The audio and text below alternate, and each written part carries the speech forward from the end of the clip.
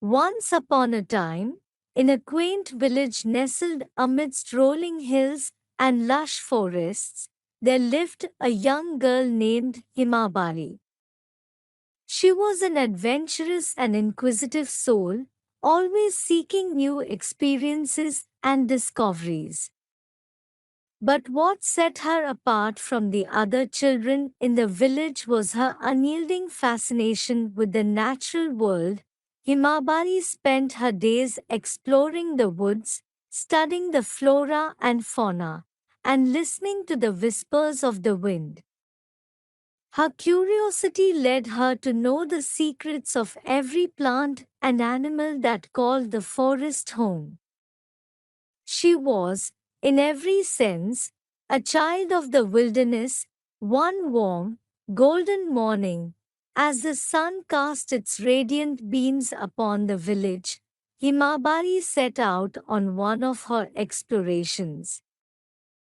Today, she had a particular goal in mind: to find the fabled waterfall hidden deep within the forest. The villagers spoke of its breathtaking beauty, but few had ever ventured far enough to witness it in person. With a small backpack filled with provisions and a heart brimming with excitement, Himabari embarked on her journey. She navigated through the dense underbrush, her keen eyes spotting the footprints of various creatures. Birds sang sweetly, and the leaves rustled like a living symphony as she walked deeper into the woods. Hours passed, and the forest grew denser, the path less clear. But Himabari pressed on, her determination unwavering. She was guided by an inner compass, an unspoken bond with the wild that kept her moving forward. As she ventured further into the heart of the forest, she noticed something unusual. The trees seemed to grow thicker, and the air filled with an unusual sense of anticipation. Himabari felt a shiver run down her spine, but her curiosity overpowered her fear. She continued until, at last, she stepped into a small clearing. Before her stood a creature of immense grandeur, an elephant like none she had ever seen. It was a magnificent, gentle giant with ivory tusks that gleamed like polished bone. Its eyes, deep and soulful, radiated kindness, and its enormous ears flapped lazily to cool the warm morning air. Himabari was both awestruck and bewildered. She had never heard of elephants living in these woods. In fact, elephants were creatures of far-off lands in her storybooks. She cautiously approached the giant, whose sheer size left her feeling minuscule.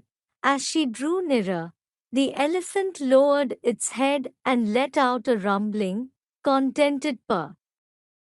It extended its trunk towards her, and she reached out a trembling hand to touch its leathery skin. The moment their skin connected, Himabari felt a profound connection, a wordless understanding that passed between them. It was the start of a remarkable friendship.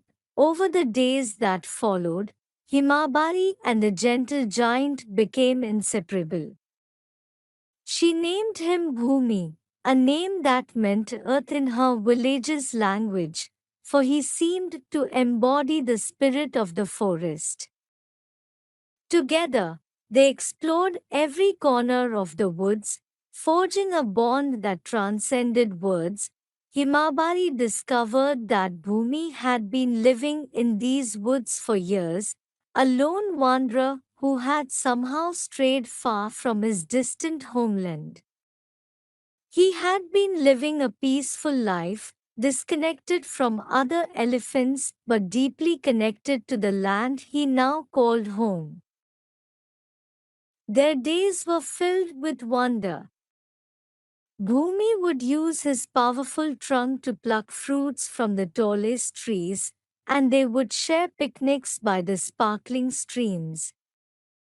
Himabari would tell Bhumi about the world beyond the forest, the village, and its people, while Bhumi would teach her the ways of the wild, how to read the secrets of the forest, predict the weather, and even communicate with some of its creatures. One of the most magical moments came when Bhumi showed Himabari the fabled waterfall she had set out to find.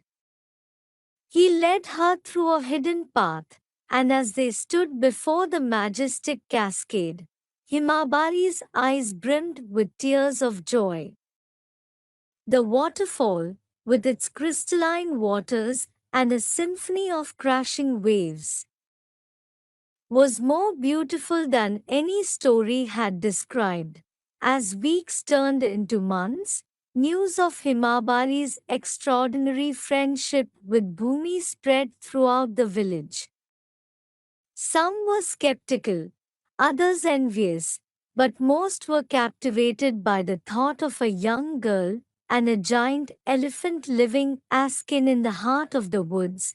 Himabari's parents, although worried for her safety, trusted their daughter's judgment and the evident bond between her and Bhumi. They began to visit occasionally, bringing food and supplies, and soon realized that their daughter had found something remarkable in the forest. One day, as Himabari and Bhumi were exploring a particularly dense part of the forest, they stumbled upon a wounded bird with a broken wing.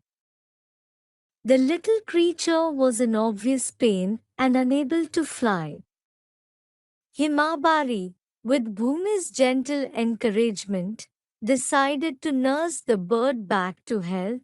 Days turned into weeks as Himabari tenderly cared for the injured bird, feeding it and nursing its wing. Slowly, the bird began to recover, and during this time, Himabari learned the ancient songs of the forest from Bhumi. She sang these songs to the bird, and the melodies seemed to speed its healing.